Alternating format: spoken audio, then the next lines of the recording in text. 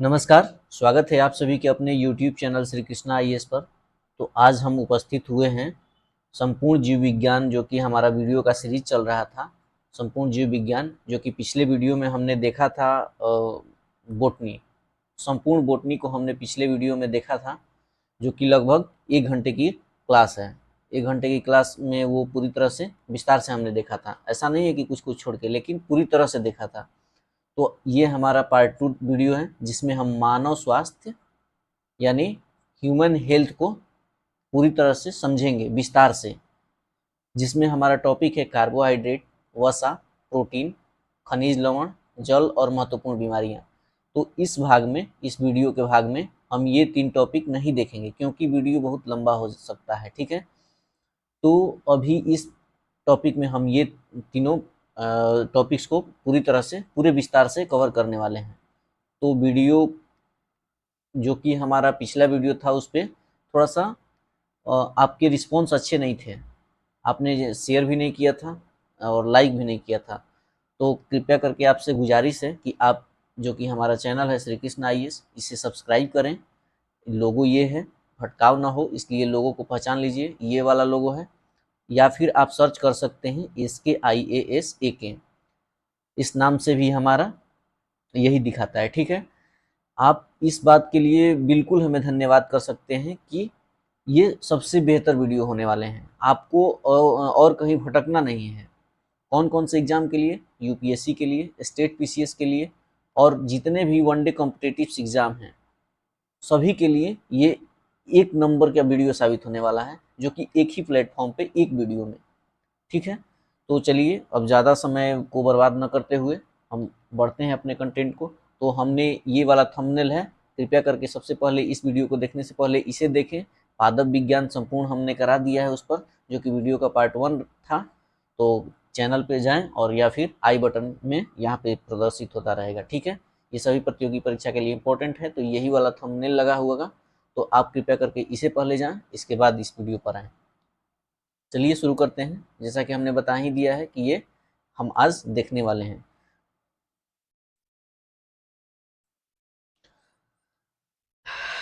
सबसे पहले human health and nutrition. Human health और न्यूट्रिशन में हम सबसे पहले जानेंगे कि सजीव किसे कहते हैं। सजीव कुछ ना कुछ विशेषताएं रही होंगी, तभी सजीव कहलाएंगे। तो सजीवता होने का लक्षण क्या है?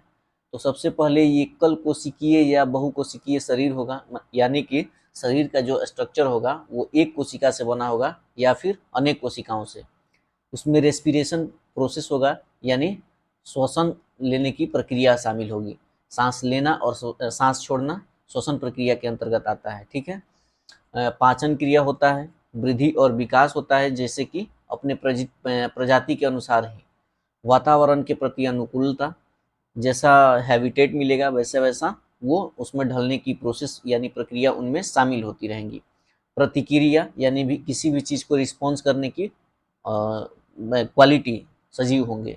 गति और गमन, यानी जो मतलब ट्रेवल कर सकते हैं। गमन यानी कि ऊपर नीचे वर्टिकली भी बढ़ सकते हैं, तो ये भी सजीव की विशेषता है। जनन कर सकते हैं, यानी अपने प्रतिकृति को उतार सकते हैं।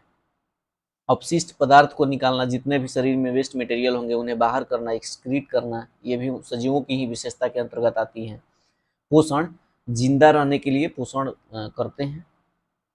इसके बाद पोषण, हमको तो सबसे ज़्यादा पोषण पर ध्यान देना है कि पोषण क्या होते हैं, उनसे, उनकी कमी से कौन सी बीमारियां होती हैं। तो धीरे धीरे हम उस क्रम की ओर बढ़ते जा रहे हैं। जीवधारियों में पोषण मुख्यतः 3 स्थिति के लिए होता है। अगर आपसे पूछा जाए कि हम पोषण क्यों करते हैं, आखिर पोषण की आवश्यकता क्यों है, तो मुख्यतः 3 स्थितियां हैं जिसके कारण हम पोषण करते हैं या फिर जिसके लिए हम पोषण करते हैं। पहला, हमें ऊर्जा की आवश्यकता महसूस होती है। आवश्यकता महसूस होती है ऊर्जा के लिए, इसलिए हम पोषण करते हैं। अपने वृद्धि और विकास के लिए हम पोषण करते हैं, और रोग प्रतिरोधक क्षमता को विकसित करने के लिए, ताकि हम किसी भी रोग से ग्रसित न हो पाए, इसलिए भी हम पोषण करते हैं। ठीक है, आगे बढ़ते हैं कि विभिन्न भोज्य पदार्थ हमें पोषण प्रदान करते हैं। ठीक है, ये तो सही बात है कि मतलब कोई भी भोजन पदार्थ हम करते हैं, भोज्य पदार्थ हम भोजन के रूप में लेते हैं, तो हमें पोषण प्रदान करते हैं। पोषण के आधार पर दो प्रकार के जीवधारी होते हैं, एक स्वपोषी और एक परपोषी। स्वपोषी का मतलब क्या हुआ, इसे अंग्रेजी में ऑटोट्रॉफिक कहा जाता है। ऑटोट्रॉफिक में पूरी विस्तार से हम समझेंगे कि जो अपना भोजन स्वयं बनाए उन्हें ऑटोट्रॉफिक कहा जाता है, यानी अपना भोजन स्वयं बनाए उन्हें स्वपोषी। तो इसमें दो आते हैं। इन जनरल हमने अभी तक पढ़ा होगा कि जो फोटोसिंथेसिस करते हैं केवल वही जो अपना भोजन स्वयं बनाते हैं, जैसे कि पेड़ पौधे।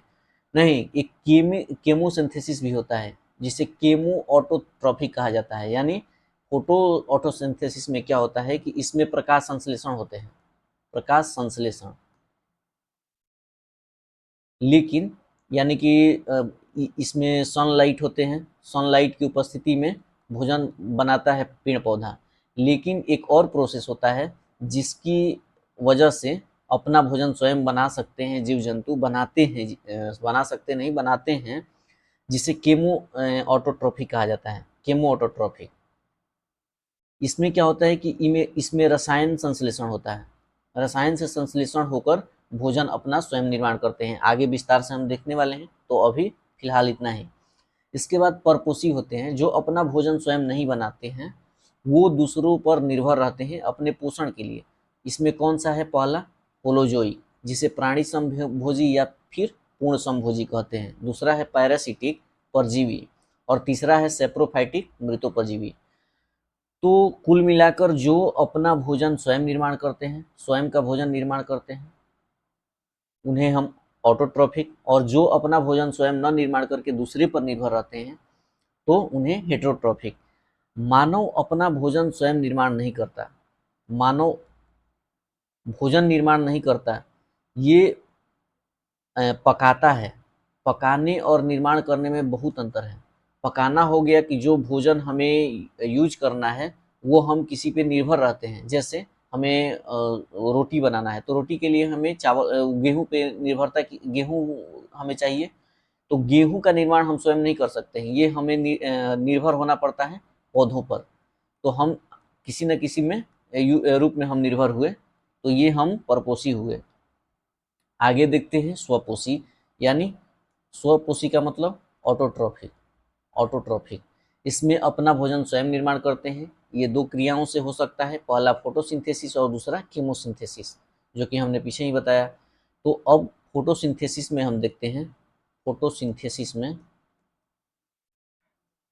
इसमें प्रकाश संश्लेषण की क्रिया होती है। कैसे, ये सूर्य हो गए, ये वाले सूर्य, तो इनमें प्रकाश जो होता है, इनके प्रकाश को यूज करके पेड़ पौधे अपना भोजन बनाते हैं। ये प्रकाश पड़ा इस पत्ती पर, और पत्ती के पास एक स्टोमेटा यानी छिद्र होते हैं। इस स्टोमेटा से में प्रकाश संश्लेषण की क्रिया होती है।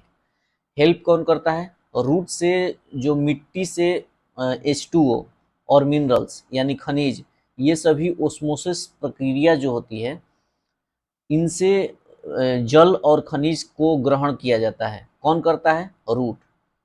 किससे, मिट्टी से। रूट तो मिट्टी में ही होता है, तो मिट्टी से जल और खनिज जो लवण होते हैं वो ग्रहण करता है ओस्मोसिस प्रक्रिया से। कौन, जड़। और फिर ये भेजता है कहाँ, पत्तियों में। और पत्तियों में एस्टोमेटा होता है, एस्टोमेटा से सूर्य का प्रकाश पड़ता है। ये सभी क्रियाएं मिलकर भोजन बनाती हैं, भोजन निर्माण होता है। ठीक है, तो ये फोटोसिंथेसिस की क्रिया कहलाती है।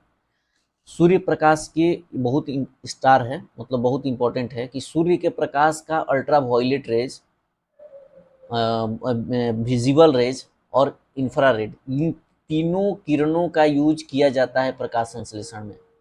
किस किस किरण का, ultraviolet rays, visible rays और इंफ्रारेड का। आगे देखते हैं कि अब क्या होता है प्रकाश संश्लेषण के बाद। प्रकाश संश्लेषण के बाद की प्रक्रिया क्या होती है, बहुत इंपॉर्टेंट है। इस प्रक्रिया में सरल अकार्बनिक पदार्थ जटिल कार्बनिक पदार्थ में बदलते हैं, अर्थात ग्लूकोज का निर्माण होता है। बहुत इंपॉर्टेंट है। कैसे, हम आपको समझा दे रहे हैं जिससे याद करने में आसानी होगी। सरल अकार्बनिक पदार्थ कैसे, जैसे 6CO2 CO2 plus 12H2O, 6CO2 plus 12H2O, ये सभी मिलकर सनलाइट की उपस्थिति में क्या बनाते हैं, C6H12O6, ये क्या होता है, ग्लूकोज, प्लस यहाँ पे O2 जो होता है ये बाई प्रोडक्ट है। ध्यान रखिएगा, बाई प्रोडक्ट कह रहे हैं, ये बहुत इंपॉर्टेंट है। तो ये तो सब सिंपल संरचना है, 6CO2 और 12H2O, दोनों ही सिंपल है। इसके बाद दोनों मिलके यहाँ पे एक जटिल संरचना का निर्माण कर रहे हैं। ये अकार्बनिक पदार्थ है जल, H2O, और एक सनलाइट है, दोनों अकार्बनिक पदार्थ मिलकर यहाँ पे कार्बनिक पदार्थ का निर्माण कर रहे हैं।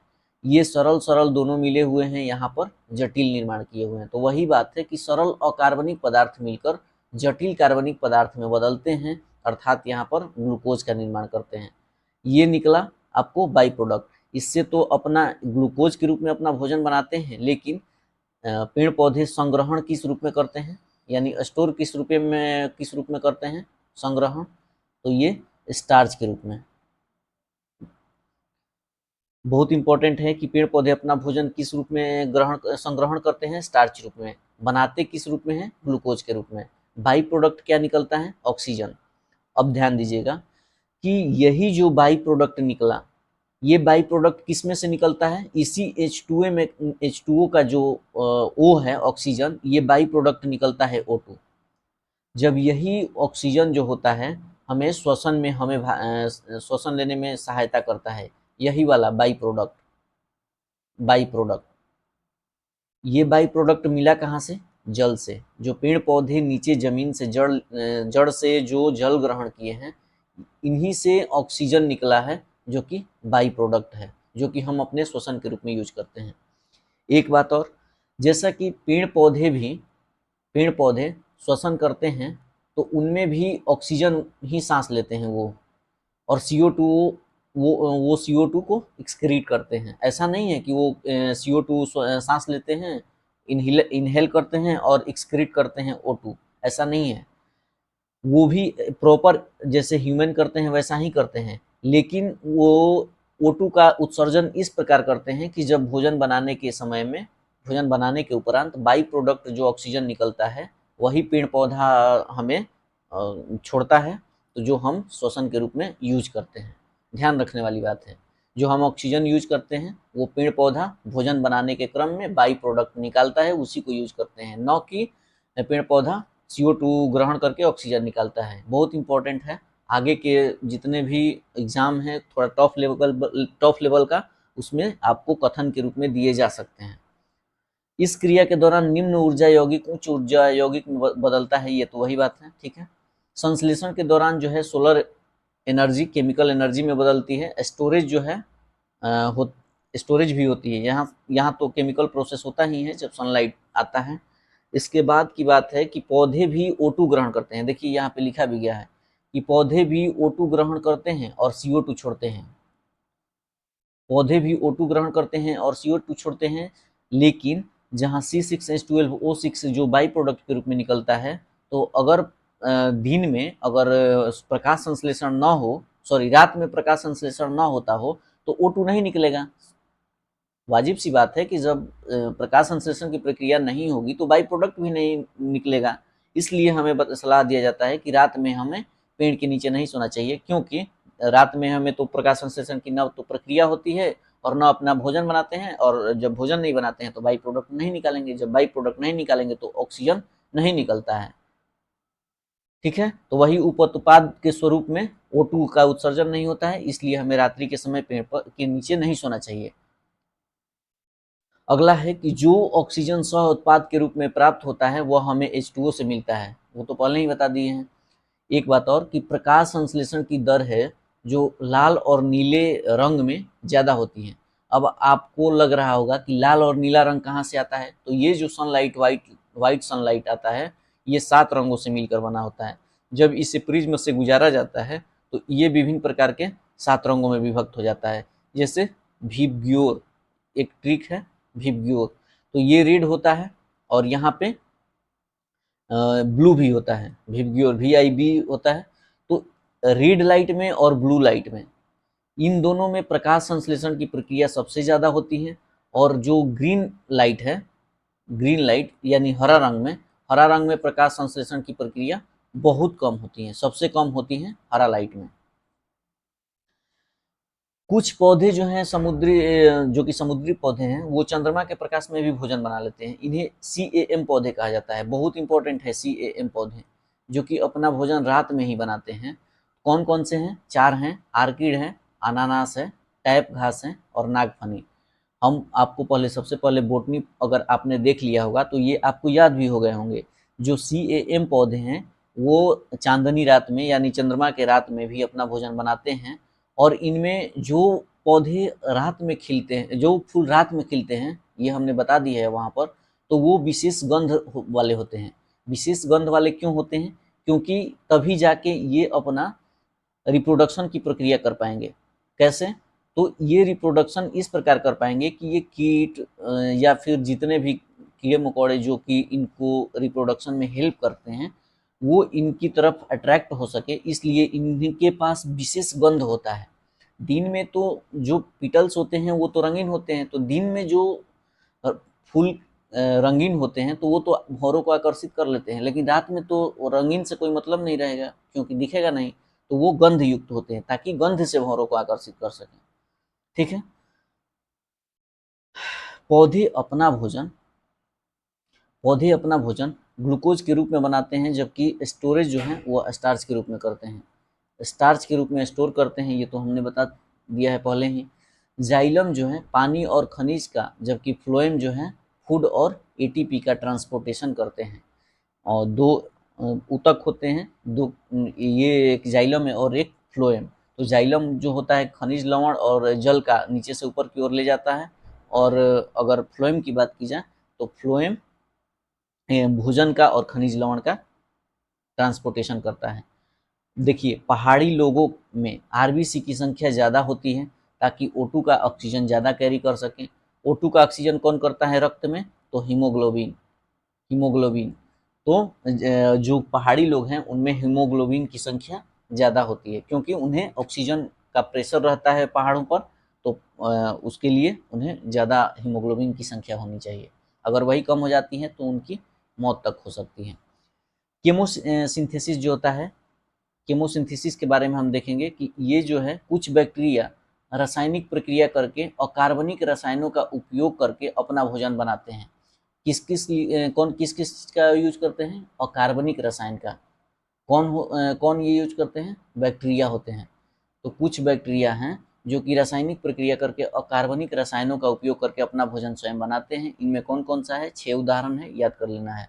Green sulphur bacteria, red sulphur bacteria, blue sulphur bacteria, RBG के तहत भी इसे याद कर सकते हैं। नाइट्रोसोमनास बैक्टीरिया, नाइट्रोबैक्टर और पर्पल सल्फर बैक्टीरिया। ठीक है, तो ध्यान दीजिएगा तो याद करने के लिए आसानी है। RBG हो और एक पर्पल है, 4 तो सल्फर बैक्टीरिया हैं। Red sulphur bacteria, blue sulphur bacteria, green sulphur bacteria और पर्पल सल्फर बैक्टीरिया। एक नाइट्रोसोमनास है और एक नाइट्रोबैक्टर है। याद हो गया। इन्हें सनलाइट की आवश्यकता नहीं है क्योंकि ये केमोसिंथेसिस करते हैं, यानी केमिकल रासायनिक संश्लेषण करते हैं। ठीक है, बिना मृदा के भी फोटोसिंथेसिस हो सकता है, इस पॉइंट को याद रखिएगा कि किसकी उपस्थिति अनिवार्य है फोटोसिंथेसिस के लिए, तो मृदा की उपस्थिति अनिवार्य नहीं है। जो भी ऑटोट्रोफिक जीवधारी हैं उन्हें उत्पादक कहा जाता है, क्योंकि वो अपना भोजन स्वयं बनाते हैं और दूसरों के लिए भी प्रदान करते हैं। परपोषी की बात की जाए, हेट्रोट्रॉफिक जिन्हें कहा जाता है, ये अपना भोजन न बना सकें, दूसरों पर निर्भर हों, इन्हें उपभोक्ता नाम दिया जाता है। ये कई भागों में बांटे जाते हैं। 3 भाग में हमने बांटा है, हमने नहीं मतलब कि 3 भाग में बांटा गया है। होलोजोइक है, एक पैरासिटिक है, पैरासिटिक, एक सैप्रोफाइटिक। तो सबसे पहले होलोजोइक देखा जाए। होलोजोइक जिसे पूर्ण समभोजी या प्राणी समभोजी कहा जाता है, ऐसे जीवधारी जो आंत का प्रयोग करके भोजन का पाचन करते हैं, यानी पूर्ण पाचन करते हैं ये भोजन का। होलोजोइक 5 स्थितियां उत्पन्न करते हैं। सबसे पहले भोजन ग्रहण करेंगे, इसके बाद उनका पाचन करेंगे, पाचन के बाद जितने भी यूटिलाइज वाला जो इम्पोर्टेंट न्यूट्रिशन है, जैसे विटामिन होता है, इत्यादि सभी का ऑब्जॉर्प्शन करते हैं। इसके बाद उनका स्वांगीकरण यानी एसिमिलेशन करते हैं, और फिर जो भी वेस्ट मटेरियल उनमें होता है वो एक्सक्रीट कर देते हैं, एक्सक्रीजेशन कहा जाता है। अब ब्लड का काम क्या है, आखिर हमारे शरीर में ब्लड इतने इंपॉर्टेंट क्यों है, इसका फंक्शन क्या है, तो आइए ध्यान से देखते हैं। न्यूट्रिएंट्स को सभी अंगों तक पहुंचाना, जिसे एसिमिलेशन कहा जाता है। अभी हम यहाँ पर एसिमिलेशन देखें तो सबसे पहले एक डाइजेशन, पाचन हो गया, इसके बाद अवशोषण, अवशोषण के बाद जितना भी सभी अंगों तक पहुंचाना स्वांगीकरण कहलाता है। जो भी न्यूट्रिएंट्स हैं, यूजेबल न्यूट्रिएंट्स हैं, इंपॉर्टेंट न्यूट्रिएंट्स हैं, उन सभी को सभी अंगों तक पहुंचाना ही स्वांगीकरण कहलाता है। ठीक है, तो यही एसिमिलेशन करता है, कौन सा, ब्लड करता है। इसके बाद ऑक्सीजन को सभी अंग तक पहुंचाना, ऑक्सीजन भी पहुंचाता है। सबसे पहली तो न्यूट्रिशन पहुंचाता है जो कि बहुत ज़रूरी है, इसके बाद ऑक्सीजन पहुंचाता है, ये भी बहुत इंपॉर्टेंट है। और रास्ते में जितनी भी गंदगियाँ होती हैं उसे किडनी तक पहुंचाता है। जैसे किसी ब्लड वेसल में गया, यहाँ पर स्टोर है कोई गंदगी, तो इससे ब्लड इतना इसमें प्रेशर होता है कि ये अपने साथ बहा कर ले जाता है किडनी के पास, किडनी इसे छान कर शुद्ध ब्लड को आगे कर देता है और इसे इसे भी हमें वेस्टेज मटेरियल के थ्रू जैसे भी हो बाहर निकाल देता है। तो ये किडनी तक पहुंचाता है वेस्ट मटेरियल को, कौन, ब्लड, इसे छानना कहा जाता है। होलोजोइक में 4 आते हैं, पहला शाकाहारी, दूसरा मांसाहारी, सर्वाहारी और मृतोपहारी। शाकाहारी के बारे में आप अवगत ही पहले से हैं, गाय भैंस बकरी खरगोश है। मांसाहारी में शेर, चीता, बाघ, ध्रुवीय भालू। ध्यान रखिएगा कि ध्रुवीय भालू जो है, जिसे पोलर बियर कहा जाता है, यह पृथ्वी का सबसे बड़ा मांसाहारी है। स्टार लगा लीजिएगा कि पोलर बियर पृथ्वी पर का सबसे बड़ा मांसाहारी है। सर्वाहारी में जो कि मांस भी खाता हो और पेड़ पौधा प्रोडक्ट भी खाता हो, तो मानव है, मानव सबसे बड़ा सर्वाहारी है। इसके बाद भालू पर ध्यान रखिएगा, भालू मांस भी खाता है और अनाज भी खाता है। और एक बंदर पर ध्यान रखिएगा, बंदर भी खाता है, और गिलहरी भी मांसाहारी और शाकाहारी दोनों है, इसलिए इसे सर्वाहारी में रखते हैं। मृतोपहारी किसे कहा जाता है, मृतोपहारी उसे कहते हैं जैसे शाकाहारी, मांसाहारी या फिर सर्वाहारी, अगर तीनों ये मरे हैं, मर जाते हैं, इनके डिकेड जो होता है, जो शरीर बचता है मरने के बाद, इसे खाकर ये मृतोपहारी साफ करते हैं, इसी पर ये निर्भर रहते हैं, मरे हुए जीव जंतुओं को खाते हैं।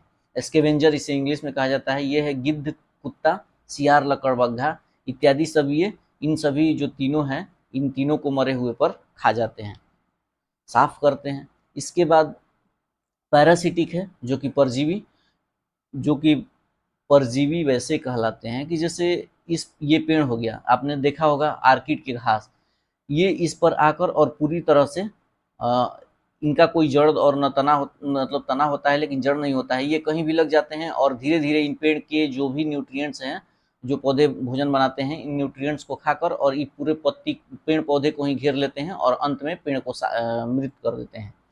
तो ये अपना भोजन स्वयं न बनाते हैं, पहली बात, इनमें प्रकाश संश्लेषण की प्रक्रिया नहीं होती है, कुछ कुछ में होती हैं जो कि आगे बताया जाएगा। सेकंड है कि जो पैरासिटिक हैं, ये पेड़ पौधों में हैं, तो ये पेड़ पौधों की बात हो गई। वही जीव जंतु भी होते हैं जो कि दूसरे जीवों में चिपक कर अवशोषण कर लेते हैं। ये 2 प्रकार के होते हैं, पहला एक इंडो होता है, इंडो इंडो मतलब आंतरिक रूप में शरीर के अंदर प्रवेश कर जाते हैं, और दूसरा होते हैं इक्सो। तो इंडो पैरासिटिक जो कि शरीर के अंदर होते हैं, जैसे टेप वर्म और हुक वर्म, और एक्सो पैरासिटिक हैं जो शरीर के बाहर हैं, जैसे मच्छर, जूं, जोक, किलनी हो गई, कुटकी हो गई इत्यादि, सभी शरीर के अंदर घुसकर भोजन ग्रहण करते हैं और हमें तो नकारात्मक ही पहुंचाते हैं, हानि ही पहुंचाते हैं। इसके बाद सेप्रोफाइटिक आता है, सेप्रोफाइटिक मृतोपजीवी कहलाता है। एक मृतोपहारी हमने पढ़ा है, मृतोपहारी, हमें कंफ्यूज नहीं होना है। मृतोपहारी वैसे होते हैं जो शाकाहारी, सर्वाहारी, मांसाहारी को खाकर साफ करते हैं, लेकिन ये भी तो है कि मृतोपहारी जो हैं, मृतोपहारी अगर मरेंगे तो इनको कौन खाएगा, तो बाकी सभी को, वो शाकाहारी को भी खा सकते हैं। शाकाहारी में भी ऐसा नहीं है कि मृतोपहारी सभी साफ कर जाते हैं, कुछ कुछ दाने मतलब कुछ कुछ मांस के टुकड़े या फिर जितने भी वेस्टेज मटेरियल बच जाते हैं, अंतिम रूप से सफाई करते हैं जो, वो सेप्रोफाइट्स होते हैं। सेप्रोफाइट मृतोपहारी को भी खा जाते हैं, शाकाहारी को भी खाते हैं, मांसाहारी को भी खाते हैं, सर्वाहारी को। कैसे, तो जो अंतिम रूप से बचे हुए छोटे छोटे कण होते हैं, जैसे आपने देखा होगा कि एक सड़ा हुआ मांस है या फिर मांस है जो कि खुले में रखा हुआ है, तो उसमें छोटे छोटे बैक्टीरिया और जो कवक होते हैं वो लगकर अंतिम रूप से साफ कर देते हैं। यही मृत्युपजीवी कहलाते हैं। इनका उदाहरण कौन कौन है? कवक और बैक्टीरिया। ये जटिल कार्बनिक पदार्थ को सरल कार्बनिक पदार्थ में बदल देते हैं। कई गैसें भी निर्मुक्त होती हैं और ये पृथ्वी का अंतिम सफाई कर्मी कहलाते हैं। क्यों? क्योंकि ये अंतिम रूप से साफ करते हैं। आगे देखा जाए अब मानव में पोषण की प्रक्रिया। हम तो मानव हैं और हमें मानव के बारे में ही विस्तार से जानना है, तो हम धीरे धीरे आ रहे हैं। तो मानव में पोषण की प्रक्रिया। मानव में पोषण की प्रक्रिया मानव किस समूह के अंतर्गत आता है? होलोजोइक। यानी ये आपको जो कि परपोषी के अंतर्गत होलोजोइक समूह में आते हैं मानव, ठीक है। और सर्वाहारी है। सर्वाहारी वही है, भोजन को पूर्णतः पचाने की क्षमता रखता है। इस दौरान कई पोषक तत्व प्राप्त होते हैं। पहला कार्बोहाइड्रेट, जिसमें 100% एनर्जी रहता है। कौन कौन? फैट। जैसे देखिए, कार्बोहाइड्रेट और फैट जो है ये हम क्यों ग्रहण करते हैं? क्योंकि हमें ये क्विक एनर्जी देते हैं, हमें ऊर्जा देते हैं और कार्य के लिए ऊर्जा बहुत आवश्यक है, तो ये हमें ऊर्जा देते हैं। कौन कौन? कार्बोहाइड्रेट और फैट। अमीनो अम्ल और जो प्रोटीन है ये सेल फॉर्मेशन और मेंटेनेंस करते हैं। शरीर की क्षतिपूर्ति जो है ये करते हैं या फिर सेल को ग्रोथ करने में सहायता करते हैं। इसके बाद मिनरल साल्ट और विटामिन्स हो गए, ये मेटाबॉलिज्म जो प्रोसेस है इसको मजबूत करते हैं, रोग प्रतिरोधक क्षमता का विकास करते हैं ताकि शरीर हमारा रोगों से लड़ सके। इसके बाद जो वाटर है, वाटर तो विलायक करता है, इन सभी को घोल लेता है अपने में। आगे देखा जाए, एक शब्द होता है कुपोषण। ध्यान से देखिएगा, ये है पोषण। पोषण मतलब जितनी जरूरत है शरीर को उतना प्राप्त होना, शरीर बलिष्ठ हष्ट पुष्ट होना, ये पोषण कहलाता है। एक ऐसा कंडीशन होता है कि इसमें निगेटिव, यानी इसमें पोषण की मात्रा आपको पूर्ण रूप से नहीं मिल पाना, और एक ये होता है कि मैक्सिमम पोषण मिलना। तो इस स्थिति को मैल न्यूट्रिशन कहते हैं, मैल न्यूट्रिशन। और इस स्थिति को हाइपर न्यूट्रिशन कहा जाता है। ये दोनों हानिकारक हैं, मैल न्यूट्रिशन और हाइपर न्यूट्रिशन। मैल न्यूट्रिशन में क्या होता है कि इसमें शरीर कमजोर हो जाता है और इसमें शरीर स्थूल हो जाता है और बिना काम का हो जाता है, ठीक है। ये दोनों ही खराब चीज़ है, जो कि अति पोषण कहलाता है हाइपर न्यूट्रिशन, और मैल न्यूट्रिशन कुपोषण कहलाता है। तो अब बात की जाए कि आखिर पोषण हमें ज़रूरत कितनी है, कितनी मात्रा हमें शरीर को, एक मानव स्वस्थ शरीर को लेना चाहिए। तो कार्बोहाइड्रेट की मात्रा जो है 600 ग्राम प्रतिदिन, कार्बोहाइड्रेट की मात्रा को हमें स्वस्थ शरीर के लिए आवश्यक होता है। फैट जो है 40 से 50 ग्राम पर डे, और प्रोटीन है जो 60 से 70 ग्राम पर डे। विटामिन्स और मिनरल्स जो हैं वो माइक्रोग्राम में आवश्यकता होती है, ज़्यादा आवश्यकता इसके लिए नहीं होती है विटामिन्स का। मिनरल्स का तो माइक्रोग्राम और ग्राम में चल भी सकता है, लेकिन विटामिन्स का केवल और माइक्रोग्राम्स में होता है पर डे के लिए, ज़्यादा हानिकारक कर देगा विटामिन्स, ठीक है।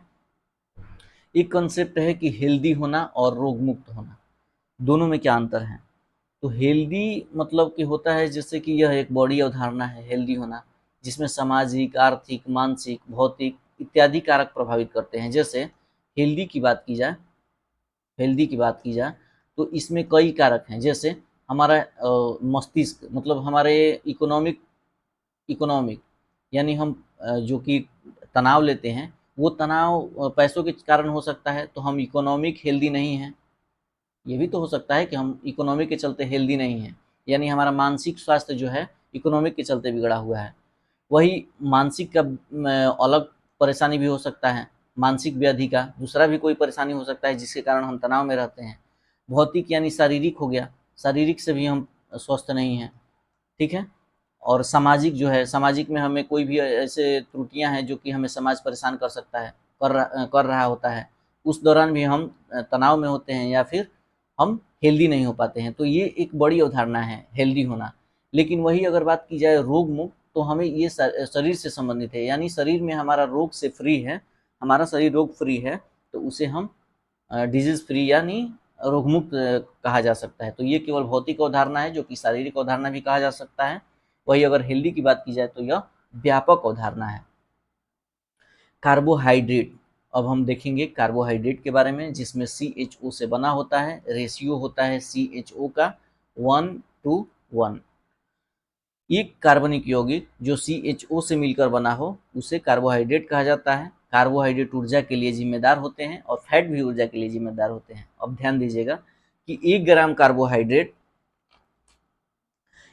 कार्बोहाइड्रेट 4.2 किलो कैलोरी की ऊर्जा देती है और 1 ग्राम फैट अगर बात की जाए तो 9.2 किलो कैलोरी। यहीं पे अंतर निकाल दीजिएगा तो 5 किलो कैलोरी का ऊर्जा का अंतर पड़ता है 1 ग्राम में। ऑब्वियस बात है कि फैट हमें ज़्यादा ऊर्जा देता है। इसीलिए वसा जो है ऊर्जा का प्राथमिक स्रोत माना गया है। आवश्यकता सबसे ज़्यादा हमें किसकी है? 600 ग्राम है इसे पर डे लेने के लिए, 600 ग्राम पर डे। और इसकी आवश्यकता कितनी है? 40 से 50 ग्राम पर डे। ठीक है, तो वसा जो है ऊर्जा का प्राथमिक स्रोत है, जबकि कार्बोहाइड्रेट द्वितीयक स्रोत है। कार्बोहाइड्रेट लेकिन हमें 65% डेली प्राप्त हो पाता है और फैट हमें 35% डेली प्राप्त हो पाता है। दैनिक आवश्यक ऊर्जा में 60 से 65% जो भाग है वो हमें कार्बोहाइड्रेट से मिलता है और वसा से 30 से 35% ही प्राप्त होता है। अब हमें कार्बोहाइड्रेट कहाँ से मिलता है? तो फल से मिलता है, सब्जी से मिलता है, अनाज से मिलता है और दूध से मिलता है। कार्बोहाइड्रेट के बारे में विस्तार से पढ़ेंगे। कार्बोहाइड्रेट जो है 3 प्रकार के होते हैं, एक मोनोसैकेराइड, डाइसैकेराइड और एक पॉलीसैकेराइड। मोनोसैकेराइड जो है ये एक सरल शर्करा है, सिंपल शुगर है मोनोसैकेराइड। मोनो मतलब एक होता है, डाई मतलब 2 होता है, पॉली मतलब बहुतेरे यानी अनेक, बहुत। तो ध्यान दीजिएगा कि मोनोसैकेराइड के बारे में हम पढ़ने वाले हैं, जिसमें सरल कार्बोहाइड्रेट होते हैं और इन्हें इन्हें जल में घुलाया जा सकता है और ज़्यादा सरल नहीं बनाया जा सकता है। जब सिंपल एक कार्बोहाइड्रेट के शुगर से बना हुआ है तो इसे और ज़्यादा में कैसे तोड़ा जा सकता है? जिस प्रकार अगर परमाणु का सबसे छोटा इकाई हम इलेक्ट्रॉन, प्रोटॉन और न्यूट्रॉन को माना जा सकता है। हालांकि इस जो अभी वर्तमान के तौर पे धीरे धीरे और खोजे होते जा रहे हैं, जिनसे और भी सूक्ष्मतम कण प्राप्त होते जा रहे हैं, उसी प्रकार अभी वर्तमान में जो कार्बोहाइड्रेट का सबसे सूक्ष्मतम होता है वो मोनोसैकेराइड होता है। मोनोसैकेराइड एक अणु जो है कार्बोहाइड्रेट से बनते हैं, इसलिए ये सबसे सूक्ष्मतम है और इन्हें और अधिक तोड़ा नहीं जा सकता है। तो मोनोसैकेराइड के भौतिक गुण क्या हैं? यह एक सिंपल शुगर है और स्वाद में मीठे होते हैं और जल में घुल जाते हैं। रासायनिक गुण क्या है कि मोनोसैकेराइड रासायनिक रूप से कार्बन संख्या 3 से 6 के रूप में होते हैं। ध्यान देने वाली बात है, सी जो है और सी यानी 3, 4, 5 और 6। C3 को कहा जाता है ट्राई, C4 को टेट्रा, C5 को पेंटो और C6 को हेक्सो। और इसी में अगर जैसे कि अगर C3 रेशियो हमारा कार्बोहाइड्रेट का रेशियो क्या रहता है? 1:2:3, 1:2:1। तो उसी प्रकार अगर C3 है तो H यहाँ पे हो जाएगा 6 और O हो जाएगा 3। इसी प्रकार इसमें भी हो जाएगा, H 8 हो जाएगा और O 4 हो जाएगा। इसी प्रकार से आगे बढ़ते जाएंगे और इसमें ट्राई है तो O जुड़ेगा, इसमें टेट्रोज जुड़ेगा, OSE जुड़ेगा, इसमें भी OSE जुड़ेगा, इसमें भी OSE जुड़ेगा। इस प्रकार से ये इनका नामकरण होता है। तो देखिए यहाँ पर दिखाया गया है, C3H6O3 को ट्राइओज कहा जाता है, जिसे इन्फेंट कार्बोहाइड्रेट कहा जाता है, जिसे शिशु यानी सबसे नवजात है ये। इसके बाद टेट्रोज जो है, टेट्रोज C4 को कहा जाता है, C4H8O4 को, और पेंटोज जो है C5H10O5 है। C6H12O6 को हेक्सोज कहा जाता है, जिसे हम साधारण तौर पे ग्लूकोज कहते हैं। हम लोगों को सबसे ज़्यादा इम्पोर्टेंट ये दोनों पढ़ना है, C5 और C6 को, यानी पेंटोज को और हेक्सोज को। ध्यान रखिएगा, पेंटोज और हेक्सोज को, पेंटोज कार्बोहाइड्रेट और हेक्सोज कार्बोहाइड्रेट। ध्यान दीजिए यहाँ पर पेंटोज मोनोसैकेराइड तो है ही, और उस मोनोसैकेराइड का पेंटोज पढ़ना है हमें। इसका उदाहरण कौन कौन सा है? राइबोज, जिसे आरएनए कहा जाता है, आरएनए में राइबोज न्यूक्लिक एसिड। और वही डीएनए में कौन पाया जाता है? डीऑक्सीराइबोज। तो राइबोज और डीऑक्सीराइबोज, तो इसका भी डीऑक्सी हो जाता है और यहाँ पे राइबोज न्यूक्लिक एसिड हो जाता है। फिर एराबिनोज, जो कि कम कैलोरी की शर्करा है और डायबिटिक रोगी को यह प्रदान किया जाता है। एक जाइलोज है, जो कि गेहूं के भूसे और बबूल की गोंद में पाया जाता है। कौन सा? जाइलोज। 4 हैं, चारों को ध्यान में रखिएगा कि पेंटोज में 4 हैं। कौन कौन सा? राइबोज, डिऑक्सीराइबोज, एराबिनोज और जाइलोज। हेक्सोज मोनोसैकेराइड में 3 आते हैं, कौन कौन? ग्लूकोज, फ्रक्टोज और ग्लैक्टोज। ग्लूकोज, फ्रक्टोज और ग्लैक्टोज। ध्यान दीजिएगा कि हेक्सोज में कौन कौन से आते हैं? हेक्सोज, हेक्सोज में कौन कौन से आते हैं? ग्लूकोज, ग्लूकोज और एक फ्रक्टोज और एक ग्लैक्टोज। ये तीनों क्या हैं? हेक्सोज हैं। हेक्सोज में भी मोनोसैकेराइड हेक्सोज हैं। मोनोसैकेराइड कार्बोहाइड्रेट हेक्सोज पूरा नाम है। पूरा नाम है हेक्सोज मोनोसैकेराइड कार्बोहाइड्रेट। इसमें ग्लूकोज को हम देखेंगे कि ग्लूकोज जो है इसका अन्य नाम क्या है? इसे अंगूर की शर्करा कहा जाता है। अंगूर की शर्करा रक्त में पाया जाता है, इसलिए रक्त की शर्करा। एल्डोहेक्सोज कहा जाता है, क्यों? क्योंकि यह एल्डिहाइड समूह का है। एल्डिहाइड समूह का ग्लूकोज जो है एल्डिहाइड समूह से आता है, इसलिए एल्डोहेक्सोज कहा जाता है। और इसे डेक्सट्रोज ग्लूकोज भी कहा जाता है, क्योंकि यह मानव को पाचन करने में आसानी होती है। एल्डोहेक्सोज भी कहा जाता है क्योंकि इसे एल्डिहाइड ग्रुप पाया जाता है। ग्लूकोज को करेंट क्वाइन ऑफ एनर्जी कहा जाता है, क्योंकि यह बहुत तीव्र ऊर्जा देता है। ग्लूकोज हमारे ब्लड में भी पाया जाता है, इसलिए इन्हें रक्त की शर्करा कहा जाता है। एक नॉर्मल ब्लड ग्लूकोज होते हैं, यानी ब्लड में नॉर्मल जो शर्करा पाए जाते हैं उनकी मात्रा 80 से 115 mg प्रति dl होनी चाहिए। इससे अगर ज़्यादा बढ़ता है और यह मात्रा 240 mg प्रति dl अगर हो जाता है तो हाइपरग्लूसीमिया नामक एक कंडीशन होती है, जिसे हम साधारण बोलचाल की भाषा में मधुमेह कहते हैं, और यह और साधारण भाषा में ब्लड शुगर कहलाता है। इससे ज़्यादा और अगर होगा तो मानव मनुष्य के लिए हानिकारक हो सकता है। इससे अगर 80 से मतलब अगर कम हो रहा है और बहुत कम के मतलब कि 50 mg डीएल प्रति डीएल हो गया है तो उसे हाइपोग्लिसीमिया नामक कंडीशन कहते हैं। ये भी एक रोगी का ही रूप है, ठीक है। इसके बाद ग्लूकोज के बाद अब फ्रक्टोज देखते हैं। इसका अन्य नाम होता है फल की शर्करा। ये फल में पाया जाता है। ये शहद की शर्करा यानी शहद में ये सर्वाधिक होता है। ये कीटोन समूह का होता है, इसलिए इसे कीटोहेक्सोज कहा जाता है, कीटोन प्लस हेक्सोज। और ये लेबोरेटरी में बनाया जाता है, इसलिए इसे लेबुलोज भी कहा जाता है। सभी फलों में मिठास का कारण होता है ये, यानी फलों में सबसे अधिक पाया जाता है फ्रक्टोज, और फ्रक्टोज सबसे ज़्यादा मीठा कार्बोहाइड्रेट है। ध्यान रखिएगा, फलों में कौन पाया जाता है? फ्रक्टोज। इसके बाद अधिक फ्रक्टोज खाने से मोटापा हो जाता है, और फ्रक्टोज से 2 सिरप बनता है, एक सर्बिटॉल और एक मैनिटॉल। सर्बिटॉल जो है च्युइंगम में पाया जाता है और कफ सिरप कैंडी बनाने में यूज किया जाता है। और मैनिटॉल की बात की जाए तो यह ब्लड थिनर, यानी जब ब्लड बहुत अधिक गाढ़ा हो जाए, जो कि प्रवाहित होने में समस्या बनने लगती हैं, तो ये इसी का यूज किया जाता है, मैनिटॉल का। और ब्रेन हेमरेज के दौरान जो दवा बनाई जाती है वो भी मैनिटॉल से ही बनाई जाती है। अंतिम हुआ से हेक्सोज मोनोसैकेराइड का ग्लैक्टोज। ग्लैक्टोज जो है ये भी एल्डिहाइड समूह का है, और एल्डिहाइड समूह का है तो इसे भी हम एल्डोहेक्सोज कह सकते हैं कि नहीं।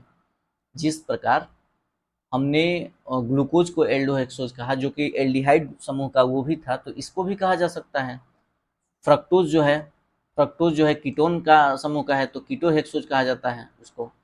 हेक्सोज इसलिए कि क्योंकि यह हेक्सोज है, C6 है, इसमें इसके फॉर्मूला में C6 है। तो सभी प्रकार के दूध उत्पाद में ग्लैक्टोज पाए जाते हैं। इसे सिंपल मिल्क शुगर भी कहा जाता है। जो ग्लैक्टोज एंजाइम है ग्लैक्टोज का पाचन करता है। ये हेक्सोज तो बता ही दिए। ग्लैक्टोसीमिया जो एक रोग होता है, ये दूषित दूध का सेवन करने से होता है। जैसे अगर कोई इन्फेंट को उसकी माता एक ये आता है, मतलब एक प्लास्टिक का ये डब्बा आता है जिससे कि दूध पिलाया जाता है, तो इसको सफाई न करने से और दूषित दूध हो जाता है इसमें कई दिनों तक रखने से, या फिर उसके कण को उसमें रहने से, तो ये ग्लैक्टोसीमिया नामक रोग पैदा कर देता है, और ये शिशु का लीवर और आँख प्रभावित कर देता है, ठीक है। तो ये हमारा जो कि मोनोसैकेराइड था ये समाप्त हुआ। अब आगे बढ़ते हैं डाइसैकेराइड की ओर। डाइसैकेराइड भी एक शुगर है जो कि 2 मोनोसैकेराइड से बने हुए हैं, और ग्लाइको जो सिडिक बॉन्ड है इसी से लिंक होते हैं। ध्यान रखिएगा कि जो दो मोनोसेकेराइड आपस में मिलेंगे, जैसे ग्लूकोज और ग्लूकोज दोनों मिलेंगे तो ये सिंगल बॉन्ड से होंगे, और डाइसेकेराइड है तो ये जो ये बॉन्ड होते हैं इनमें, इस बॉन्ड को हम ग्लाइकोसिडिक बॉन्ड कहते हैं। ठीक है, आगे देखते हैं डाइसेकेराइड में कौन कौन से हैं। तो एक है जैसे ग्लूकोज और ग्लूकोज, ये दोनों हो जाएंगे, एक ग्लूकोज और फ्रक्टोज हो जाएंगे, और एक ग्लूकोज और ग्लैक्टोज हो जाएंगे। ये ध्यान रखिएगा कि ये डेक्सट्रोज ग्लूकोज हमेशा रहेंगे, एक और ग्लूकोज रहेंगे और दूसरी ओर ये ग्लूकोज ही रहेगा, और ये फ्रक्टोज और ये ग्लैक्टोज। तो ग्लूकोज और फ्रक्टोज जब मिलेंगे तो ये क्या कहलाएंगे, सुक्रोज। सुक्रोज, ग्लूकोज और ग्लूकोज मिलेंगे तो माल्टोज, और ग्लूकोज और ग्लैक्टोज मिलेंगे तो इन्हें इन्हें क्या कहा जाता है, ग्लैक्टोज, लैक्टोज सॉरी, इन्हें लैक्टोज। देखिए एक बार और, बहुत इंपॉर्टेंट है, ग्लूकोज और ग्लूकोज मिलेंगे तो माल्टोज का निर्माण करते हैं। ग्लूकोज है मोनोसेकेराइड और माल्टोज हो जाएंगे डाइसेकेराइड। ग्लूकोज और फ्रक्टोज मिलेंगे तो ये सुक्रोज का निर्माण करेंगे, ये सुक्रोज है डाइसेकेराइड। और ग्लूकोज और ग्लैक्टोज मिलेंगे तो लैक्टोज बनेगा, जो कि लैक्टोज भी है डाइसेकेराइड। ठीक है, इतना क्लियर हुआ। तो चलिए पूरी तरह से विस्तार से देखेंगे। ठीक है, जो सुक्रोज है वो डेक्सट्रोज ग्लूकोज और डेक्सट्रोज फ्रक्टोज से मिलकर बनता है। ये सफ़ेद चुकंदर और गन्ना से प्राप्त किया जा सकता है, और इसे टेबल शुगर सुक्रोज के द्वारा ही बनता है। टेबल शुगर मतलब जो सामान्यतः जो चीनी का यूज किया जाता है, जिसका फॉर्मूला C12H22O11 होता है, इसे टेबल शुगर कहा जाता है। जो शुगर केन का जूस है इसे गाढ़ा करके मैलेसस प्राप्त किया जाता है। मैलेसस किसे प्राप्त किया जाता है, तो गन्ने के रस को गाढ़ा करके। जब टेबल शुगर के साथ कैल्शियम, सोडियम और आयरन जोड़ा जाता है तो इसे ब्राउन शुगर कहते हैं। ब्राउन शुगर बहुत चलन में रहता है। तो ये कैसे बनता है, तो ध्यान दीजिएगा। एक टेबल शुगर का मतलब C12H22O11, C12 है और H22O11। तो टेबल शुगर में Ca यानी कैल्शियम और सोडियम और आयरन, ये इसको जोड़ दिया जाता है तो क्या बनता है, ब्राउन शुगर। ब्राउन शुगर जो कि हेल्थ के लिए लाभदायक है। ठीक है, जब इतना चीज न्यूट्रिएंट्स जोड़ा जा रहा है तो हानिकारक तो नहीं होगा। ठीक है, आगे देखा जाए, दूसरा है माल्टोज। माल्टोज में हमने बताया कि ग्लूकोज और ग्लूकोज जब जोड़ा जाता है तो ये माल्टोज बनता है। ये जौ में सबसे ज़्यादा पाए जाएंगे, इसलिए इसे जौ शर्करा कहा जाता है। गेहूं और मोटे अनाज में पाए जाते हैं और दीर्घ अवधि तक ऊर्जा प्रदान करते हैं माल्टोज। इसके बाद लैक्टोज हुआ। लैक्टोज में ग्लूकोज और ग्लैक्टोज जोड़ा जाता है तब लैक्टोज होता है। ये सभी दूध उत्पाद में पाए जाते हैं, इसे सेमी कॉम्प्लेक्स मिल्क शुगर भी कहा जाता है। अब हुआ पॉलीसेकेराइड।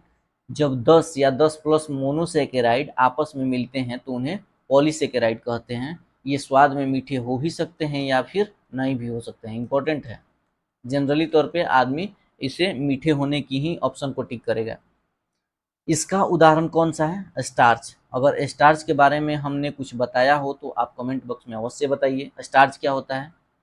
तो ये एमाइलोज और एमाइलोपेप्टिन से मिलकर बनता है। ये जटिल संरचना हो जाता है। जटिल संरचना तो होगा ही, क्योंकि 10 या 10 प्लस मोनोसेकेराइड मिलकर बनते हैं, तो ये जटिल संरचना होना तो लाजमी है। ठीक है, ये आलू और चावल साबूदाना में भी पाया जाता है। स्टार्च के बारे में हमने बताया था कि स्टार्च जो है, पौधे अपना भोजन तो बनाते हैं ग्लूकोज के रूप में, पौधों अपना भोजन बनाते हैं ग्लूकोज के रूप में, लेकिन जब इन्हें संग्रहण करना होता है, स्टोरेज करना होता है, तो ये स्टार्च के रूप में करते हैं। यही हमने बताया था। ठीक है, स्टार्च और ओरल कैविटी मिलके इसे टाल्विन जो होता है ओरल कैविटी में, ये पचाता है सिंपल शुगर में, इसे तोड़ देता है। आगे सेल्यूलोज। सेल्यूलोज जो होता है वो ध्यान दीजिएगा कि ये पेड़ का जो सबसे बाहरी सेल वाल होता है, जो जिसे हम छाल या खाल भी कहते हैं, इसी से बना होता है, सेल्यूलोज से। यह संरचनात्मक कार्बोहाइड्रेट है और पेड़ पौधे के सेल्यूलोज बनते हैं इसी से। और पृथ्वी का सबसे बड़ा मौजूद कार्बोहाइड्रेट यही है, सबसे ज़्यादा। इससे क्या क्या निर्माण होता है, तो सभी जितनी भी करेंसियाँ होती हैं, जैसे रुपए जितने भी देश की हैं, सब इसी से बनाए जाते हैं। स्टेशनरी जो है ये भी बनाए जाते हैं, फर्नीचर बनाए जाते हैं, क्लोथ बनाए जाते हैं, कॉटन बनाए जाते हैं, सभी सेलुलोज से बनते हैं। कॉटन और गन्ने की खोए में सबसे ज़्यादा सेलुलोज होती हैं, ध्यान रखिएगा, कॉटन और गन्ने की खोए में। इसके बाद एक है ग्लाइकोजन। ग्लाइकोजन क्या है? पॉलीसेकेराइड। ग्लाइकोजन ग्लाइकोजन एक पॉलीसेकेराइड है। यह जंतु और प्राणी कार्बोहाइड्रेट है। जंतु और प्राणी कार्बोहाइड्रेट, इसका मतलब क्या हुआ? यानी मानव के शरीर में या फिर जंतुओं के शरीर में, जैसे पेड़ पौधे अपना किस रूप में स्टोरेज करते हैं भोजन, तो वो करते हैं स्टार्च के रूप में, उसी प्रकार जीव जंतु जो हैं वो ग्लाइकोजन के रूप में स्टोरेज करते हैं। हमारे शरीर में यही संग्रहित रहता है और इमरजेंसी फ्यूल की तरह कार्य करता है। कौन सा? ग्लाइकोजन। ठीक है। इसके बाद ग्लूकोज में बदल जाता है, जब ऊर्जा देना होता है तब ये ग्लूकोज में बन जाता है। अब एक बार ध्यान दीजिएगा कि सेल जो है, प्लांट का जो सेल है स्टार्च प्लस फैट से बना होता है जो कि प्रोटीन हो जाता है, और एनिमल सेल किससे बना होता है? ग्लाइकोजन प्लस फैट से, जो कि प्रोटीन ये भी हो जाता है। लीवर और मांसपेशियों में ग्लाइकोजन एकत्रित होता है, मांसपेशियों और लीवर में। काइटिन, काइटिन क्या है? तो काइटिन एक संरचनात्मक कार्बोहाइड्रेट है जो कि केकड़ा, काकरोच, तेलचट्टा की ऊपरी परत इसी से बना होता है। कवक की कोशिका भित्ति भी काइटिन से बनता है। कवक यानी फंगस, ठीक है, फंगस की ऊपरी भित्ति काइटिन से बनी होती है। इसके बाद कृत्रिम मधुरक पर ध्यान दिया जाए तो कृत्रिम मधुरक मतलब मीठा होता है। प्रयोगशाला में रसायन से बनाया जाता है जो कि चीनी के प्रतिस्थापन प्रतिस्थापन यानी चीनी के जगह यूज किया जाता है। कौन सा? कृत्रिम मधुरक। चीनी से 100 या 1000 गुना ज़्यादा मीठा होता है और लंबे समय तक उपयोग से ये बीमारी पैदा कर देता है। और ये किस किस अंग को प्रभावित करता है? तो मस्तिष्क और आंत को, ये दोनों को प्रभावित कर देता है। कृत्रिम मधुरक को मीठा जहर भी कहा जाता है। इंपॉर्टेंट है ये सभी, आंत और मस्तिष्क को प्रभावित करता है। इसमें सबसे महत्वपूर्ण है जो कि सबसे प्राचीन है सैकरीन। ये पहला खोजा गया मधुरक है। 300 से 400 गुना ज़्यादा मीठा होता है और मधुमेह रोगी के लिए अच्छा होता है। ये ज़्यादा सैकरीन से हानिकारक है, कोई भी है।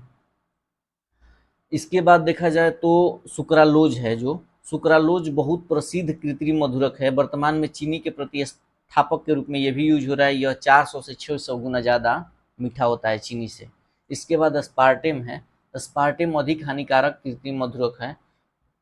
अगर गर्म पेय पदार्थ में इसका उपयोग किया जाता है तो ये जहरीला हो जाता है। कौन? अस्पार्टेम। चीनी की तुलना में ये भी 200 से 250 गुना ज़्यादा मीठा है। एक नियोटेम है, सबसे ज़्यादा हानिकारक मधुरक है। लेकिन आपको जानकर ताज्जुब होगा कि जितनी भी ठंडा पेय पदार्थ की कंपनियां हैं, सभी जो भी Coca Cola, Pepsi, Thums Up इत्यादि जो भी कंपनियां हैं, किसी पार्टिकुलर कंपनी का नाम नहीं लेना है, तो इन सभी कंपनियों ने चीनी के जगह पे नियोटेम को यूज करना शुरू कर दिया है, जो कि 10,000 से 13,000 गुना ज़्यादा मीठा होता है लेकिन सबसे ज़्यादा हानिकारक होता है। तो अब आप ही सोच सकते हैं कि हमें ये क्या पिला रही हैं। ठीक है। स्टीविया जो रेबुडियाना है, ये शुगर का प्राकृतिक स्रोत है। यह चीनी से 200 से 2.5 गुना ज़्यादा मीठा होती हैं और इनका यूज जो सूखी पत्तियों का पाउडर होता है। ठीक है। स्टीविया रेबुडियाना, ये इंपॉर्टेंट है। जब आपको सुझाव देने के लिए कहा जाए कि आप अगर कृत्रिम मधुरक की जगह कोई यूज करना है तो क्या यूज कर सकते हैं, तो आपको यही सुझाव देना है कि स्टीविया रेबुडियाना की खेती को प्रोत्साहित किया जाए ताकि हम इसको प्राकृतिक स्रोत के रूप में उगा सकें और यूज कर सकें, जो कि हानिकारक भी उतना नहीं है। ठीक है। अब चलते हैं फैट। कार्बोहाइड्रेट हमारा समाप्त हो गया। इसके बाद हम चलते हैं फैट की ओर। इसमें फैट का मतलब क्या हुआ है? सेम है कार्बोहाइड्रेट में, लेकिन इसमें एच की मात्रा बहुत ज़्यादा होती है, यानी हाइड्रोजन इसमें बहुत ज़्यादा होता है, इसी से यह फैट हो जाता है।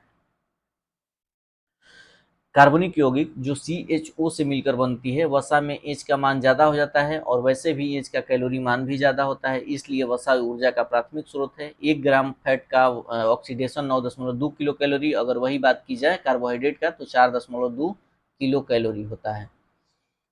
फैटी एसिड प्लस ग्लिसरॉल का एस्टरिफिकेशन अगर किया जाए तो ट्राइग्लिसराइड बनता है, जिसे हम फैट कहते हैं। ये ट्राइग्लिसराइड हमारे शरीर में जमा हो जाता है और बेली फैट यानी तोंद के रूप में हम ये निकल जाता है। और वही अगर जो ब्लड में के साथ जो फैट बहता है उसे कोलेस्ट्रॉल कहते हैं, कोलेस्ट्रॉल।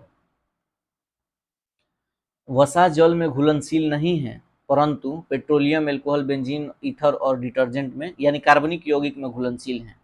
अब देखिए, वायरस की जो बाहरी परत भी होती हैं वो भी वसा से बनी होती हैं, इसलिए हमें जब कोविड का टाइम था तो उस समय डिटर्जेंट या साबुन से हाथ धोने के लिए कहा जाता था, क्योंकि साबुन या सैनिटाइजर ही इनको वसा को घुला सकता है, इसलिए कहा जाता था। ठीक है, आगे देखा जाए कि टाइप ऑफ वसा, वसा कितने प्रकार के हैं, तो एक सैचुरेटेड वसा, एक अनसैचुरेटेड वसा और एक ट्रांस फैट। सैचुरेटेड मतलब संतृप्त, अनसैचुरेटेड मतलब असंतृप्त और ट्रांस फैट मतलब परसंतृप्त। संतृप्त जो वसा है यह सामान्यतः पर, संतृप्त वसा का जब भी नाम आए तो आपको एक बात ध्यान में रखना है कि घी, डालडा, मतलब ध्यान में रखना है। डालडा तो वैसे परसंतृप्त में आ जाता है, ये बहुत हानिकारक होता है, तो इसको ध्यान में रखना है। घी और डालडा, तो संतृप्त जो डालडा है ये हानिकारक भी है, ज़्यादा घी का सेवन भी हानिकारक है। ये नॉर्मल टेम्परेचर पर कैसे रहते हैं, इनकी भौतिक गुण क्या है, तो ये ठोस रहते हैं नॉर्मल टेम्परेचर पर। तो यही लिखा है कि ये सामान्य ताप पर ठोस अवस्था में रहते हैं। इनकी मात्रा CHO की मात्रा पूर्ण हो जाती है और इसका ज़्यादा सेवन जो है हानिकारक हो जाता है, क्योंकि यह मोटापा बढ़ाते हैं और इनमें जो कार्बन कार्बन के मध्य होता है वो सिंगल बॉन्ड पाया जाता है, इसीलिए ये संतृप्त हो जाते हैं। ठीक है, प्राकृतिक स्रोत घी है, मक्खन है, चर्बी हो गया, जैसे लाल मांस वाली जितने भी चर्बीदार मांस हैं वो हो गया, ताड़ का तेल, नारियल का तेल, ये सभी संतृप्त वसा का उदाहरण है। ज़्यादा मात्रा की संतृप्त वसा शरीर में LDL यानी low density cholesterol, sorry lipoprotein, LDL का फुल फॉर्म होता है LDL, low density density lipoprotein, lipoprotein. ठीक है, तो लो डेंसिटी का लिपोप्रोटीन जो है वो हानिकारक होता है और हमारे कोरोनरी धमनी में बंद कर देता है, जैसे जम जाता है तो हार्ट अटैक की संभावना बढ़ जाती है। सामान्य मात्रा की संतृप्त वसा ह्यूमन हेल्थ के लिए अच्छी है, क्योंकि यह ब्रेन को एक्टिव रखती है, ब्रेन को एक्टिव रखती है।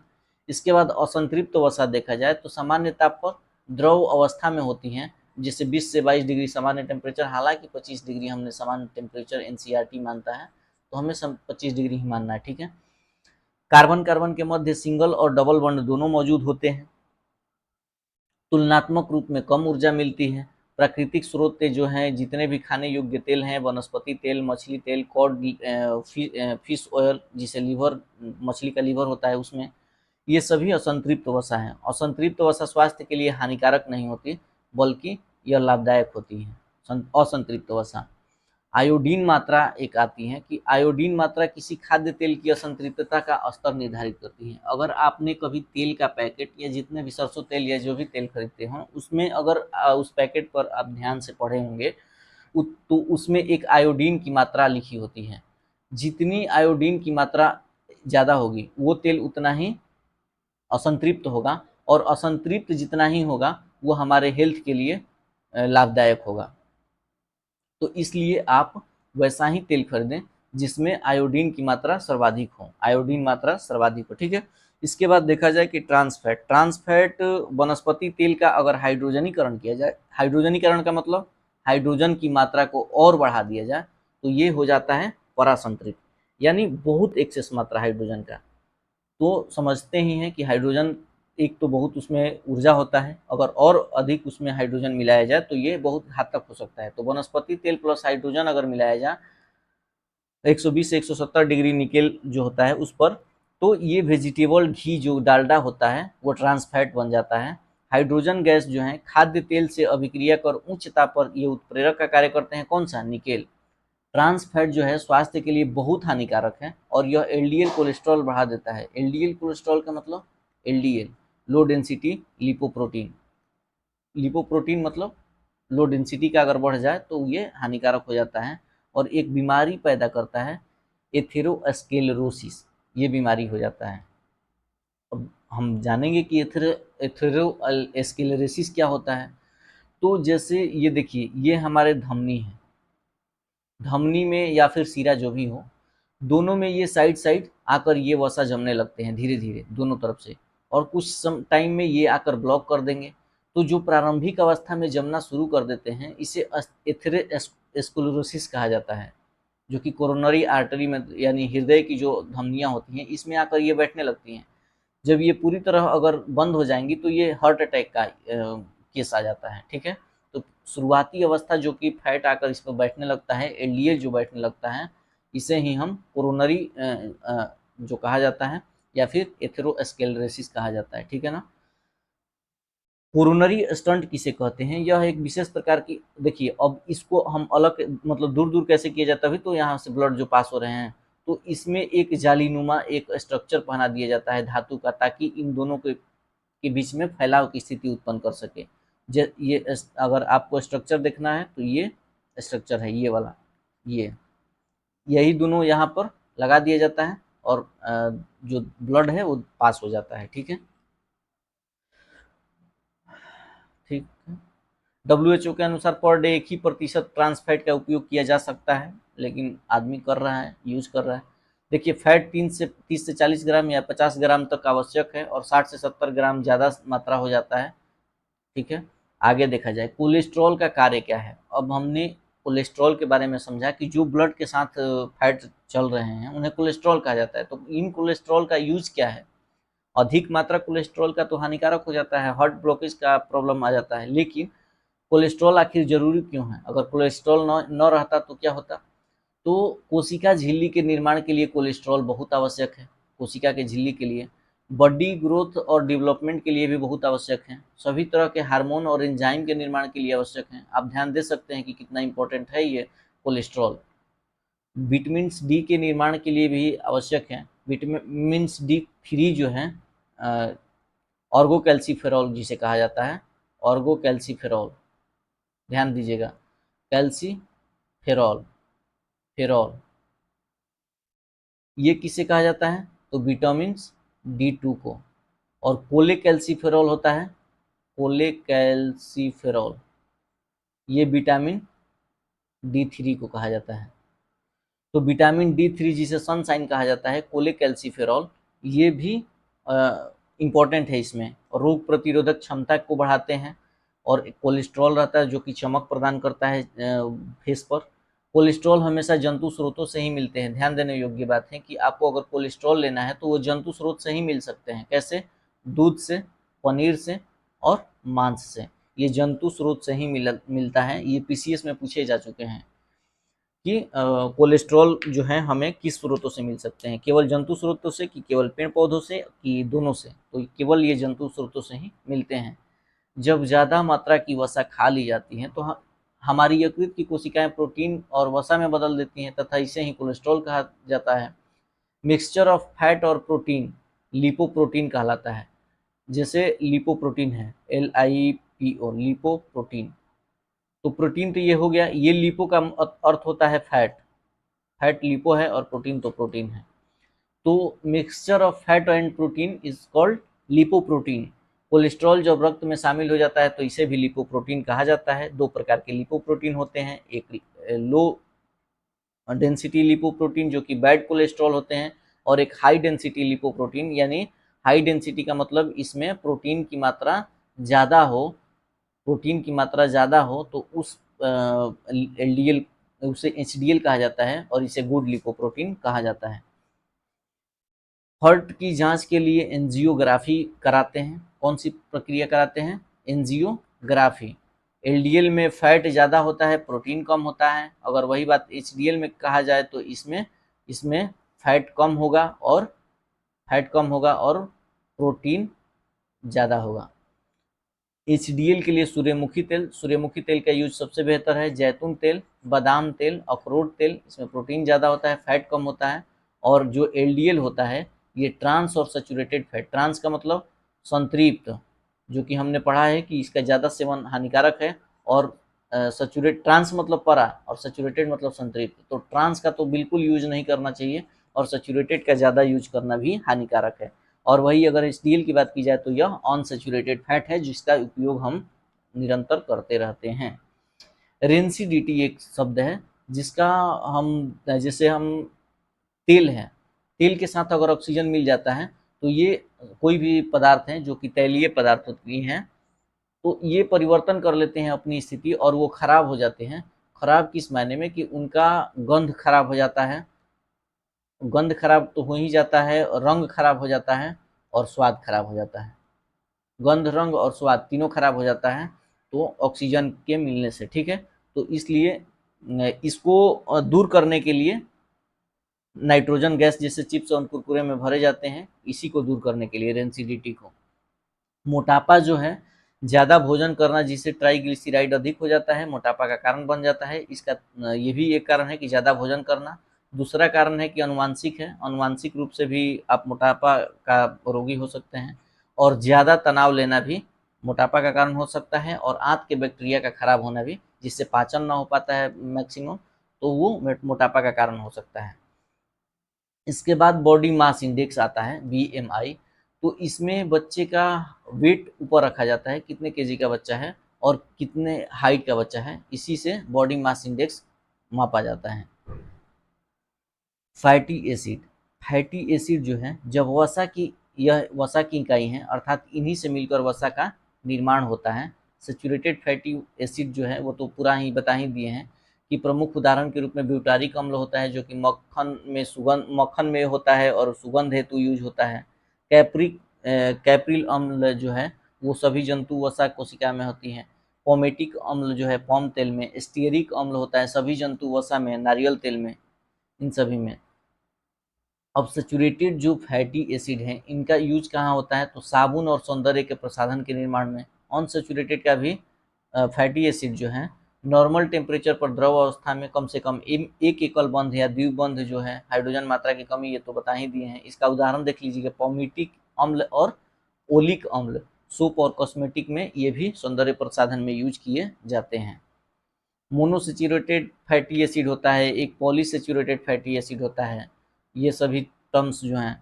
आवश्यक वसीय अम्ल जो हैं ये सभी हैं, डार्क चॉकलेट, एवोकाडो, कीवी, अलसी, तीसी, आलमंड, सनफ्लावर, ये सभी इंपॉर्टेंट हैं जो कि आवश्यक वसीय अम्ल हैं, जो कि हमें वसा के रूप में यूज करना चाहिए। ओमेगा 3 का नाम होता है अल्फा लिनोलेनिक अम्ल। ओमेगा 6 का नाम है लिनोलेइक अम्ल। और ओमेगा 9 का ओलेइक एसिड नाम है, ठीक है। ध्यान रखिएगा बस वैसे ही। आवश्यक वसीय अम्ल कम होने पर शरीर में सूजन और तनाव होता है। अब देखते हैं कि वसा का कार्य क्या है। ऊर्जा प्रदान करना, शरीर का ताप नियंत्रण करना। वसा ऊष्मा का कुचालक है, ठीक है, इसलिए यह ताप नियंत्रण करता है। वसा के कारण ही हमें कभी चोट नहीं लगता है, क्योंकि यह प्रेशर जो होता है, प्रेशर जब हम चोट के दौरान लगाते हैं तो ये चारों ओर फैला देता है। शरीर के अंगों को सुंदर और चमकदार बनाना, त्वचा चमक बढ़ाना। विटामिन ए, डी, ई के वसा में घुलनशील होते हैं, इसलिए वसा जो है विटामिन का स्रोत है। पाचन तंत्र में वसा आमाशय की दीवारों की रक्षा करती है, श्लेष्म कोशिकाएं होती हैं जो। भोजन को स्वादिष्ट बनाना भी वसा का काम है, फूल फल सब्जी में महक का कारण बनाते हैं। वसा जो है प्रोटीन को सुरक्षा देती है, क्योंकि जब पर्याप्त मात्रा की वसा होती है तो प्रोटीन अपना स्वयं का निर्माण कर पाती है, ठीक है। इसके बाद अमीनो एसिड। अमीनो एसिड जो हैं ये हम अगले पार्ट में देखने वाले हैं।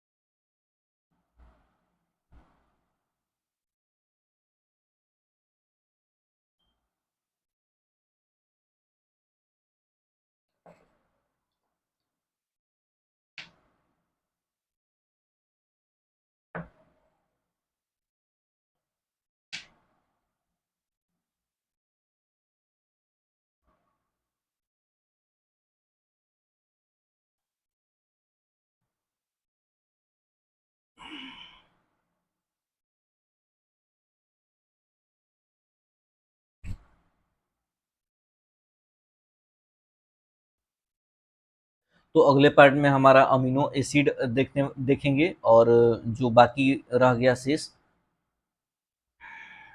शेष रह गया है मानव स्वास्थ्य में, वो पार्ट 3 में आएगा वीडियो में पूरी तरह से। और इसके बाद प्रोटीन शेष रह गया है, खनिज लवण और जल और महत्वपूर्ण बीमारियां इत्यादि सभी को हम देखने वाले हैं, क्योंकि कार्बोहाइड्रेट और वसा में ही ज़्यादा वीडियो लंबा हो जा रहा है। तो इस प्रकार से आपने देखा ही होगा कि इतने में ही कितनी विस्तार से समझाया जा चुका है। तो अंत तक बने रहने के लिए आपको बहुत बहुत धन्यवाद।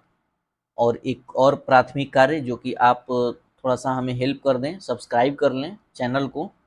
श्री कृष्ण IAS लिखा होगा, या फिर सर्च कर लीजिए SKIAS और इसको सर्च करने पर ये वाला लोगो आएगा।